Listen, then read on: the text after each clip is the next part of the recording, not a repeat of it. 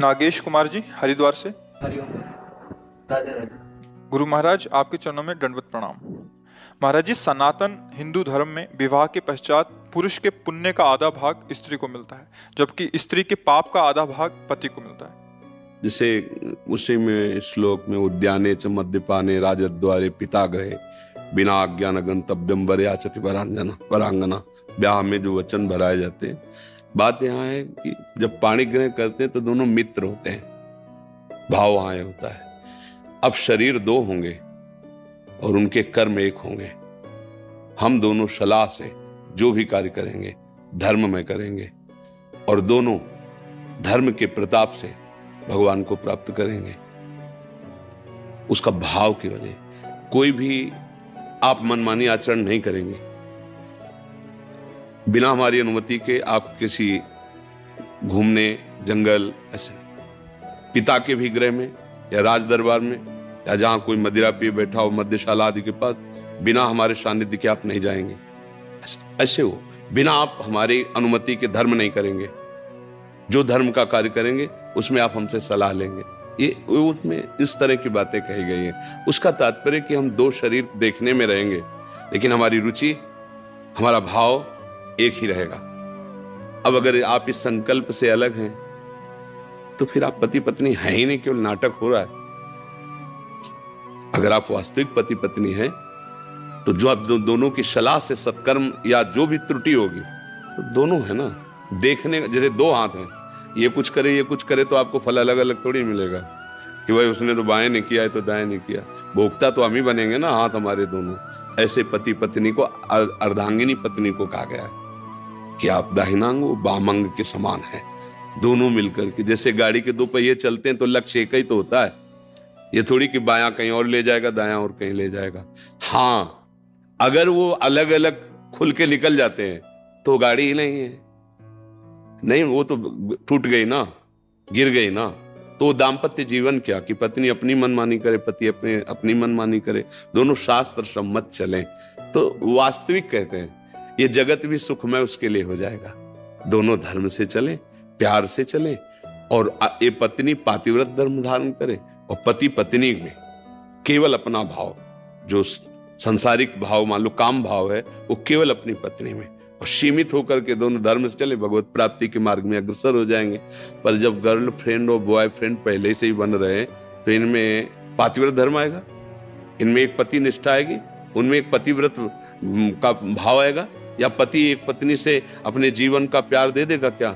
तो सब नष्ट ही हो रहा है।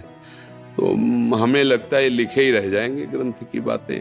धारण करने की योग्यता तो हमारी नई पीढ़ी पहले ही खो दे, नहीं खो दे। सोचो, जैसे पवित्र वस्त्र पहन करके ही यज्ञ किया जाता है, ऐसे ये शरीर वस्त्र है। इसको तब तक पवित्र रखना है जब तक ये दाम्पत्य जीवन का संकल्प न बन जाए। पर ऐसा हो रहा है क्या?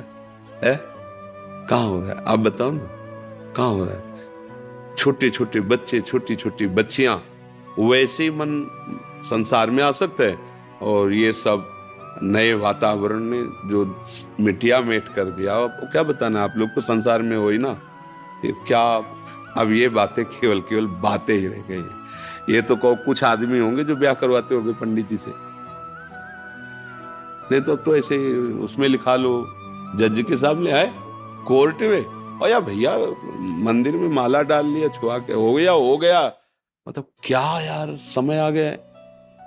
अब आपने उससे भाव से स्वीकार किया और 2 महीने बाद कह दिया आप हमें पसंद है, तो बाजार की वस्तु समझी थी क्या? जीवन बर्बाद हो रहे हैं ना। और ये पास है, ये अब आज की समाज हमारी इसे पास करे कि पढ़ी लिखी समाज है, ये पढ़ी लिखी समाज। तो अब धर्म कहाँ कैसे? नैष्ठिक भावनाएं ही निष्ठापूर्ण नहीं रह गई हैं, कैसे? अब तो बस यही है कि इन किन प्रकार जैसे बने नाम जप करो, अपना कल्याण करो और अपने जो सगे संबंधी उनके लिए नाम जप करो। वो जप करे ऐसी भावना हम जप करके उनके लिए भी लाभ, कि तुम पुत्र हो, तुम पत्नी हो, तुम्हारी बुद्धि शुद्ध हो, तुम्हारे अंदर सद्भावनाएं आवे। बस यही हमारी शिक्षा तो यही। पत्नी नाम जप करे कहोगे नाम जप करो, नहीं करेगी तुम्हें गुस्सा आएगा, लड़ाई झगड़ा करो। आप नाम जप करो, आप उसका मंगल करो।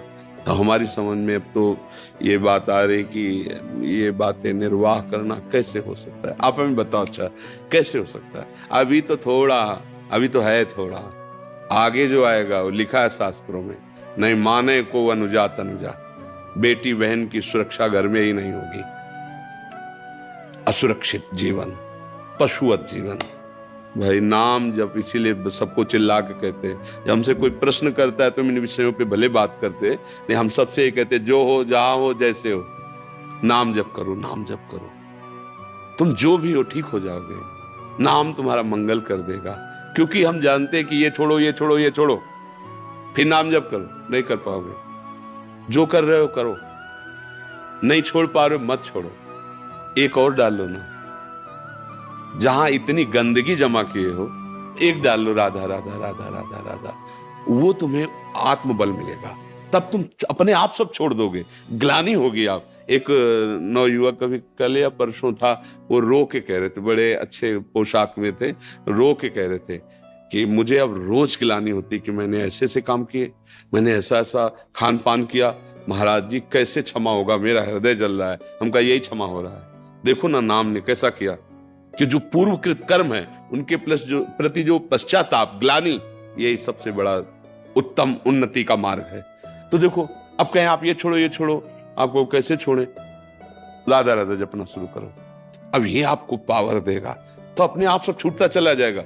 फिर उसका जो परिणाम है वो भस्म हो जाएगा आपकी जलन से। यार कितना मैं नीच हूं, कैसा अधम हूं, ऐसा क्यों किया, ऐसा, हे भगवान क्षमा कर दो, कभी नहीं करेंगे। हो गया क्षमा।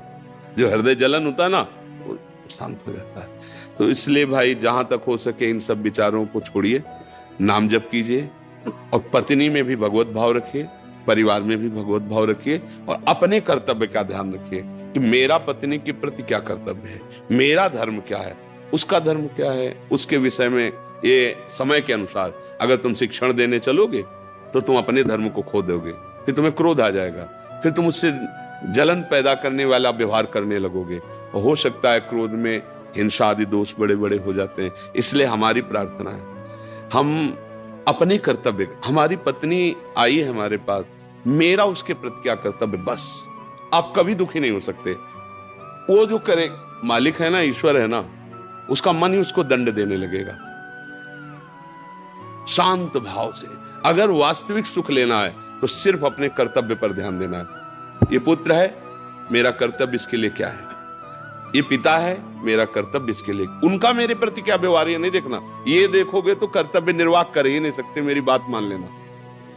अगर मरीज का व्यवहार क्या है डॉक्टर के प्रति ये देखे ना, तो कभी वो डॉक्टर ही नहीं कर पाएगा। वो अपने कर्तव्य को देखता है, तो रो चिल्ला, लात मार, हाथ मार, बांध इसके हाथ पैर, और ऑपरेशन करता है, इंजेक्शन लगा देता है। बस अपने को ये समझना है जैसे पागल खाने में हो ना, और डॉक्टरी करनी हो तो कहीं से भी थप्पड़ पड़ सकता है, कहीं से भी